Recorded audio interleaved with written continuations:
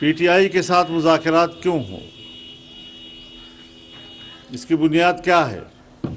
لیکن اگر سینٹ کے اندر وزیر اعظم سمجھتے ہیں کہ یہ بات ہونی چاہیے تو وفاق پاکستان کا ایک ادارہ ہے، تاہم ہم اس کا حصہ پھر بھی اپنے اصول کے تحت نہیں بن رہے، اور ہمارا موقف یہی ہے کہ یہ الیکشن کمیشن کا معاملہ ہے اور الیکشن کمیشن ہی اس معاملے کو اپنے پورے اختیارات کو استعمال کرتے ہوئے آگے جائے۔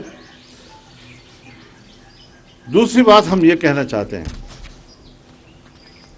کہ سپریم کورٹ کا فیصلہ اس وقت 14 مئی کے حوالے سے میری ذاتی نظر میں ناقابل عمل ہے۔ میں عدالت کے فیصلے کے بارے میں ناقابل قبول کا لفظ نہیں استعمال کر رہا ہوں، میں کہتا ہوں ناقابل عمل ہے۔ اسٹار نیوز جیو پاکستان کے لیے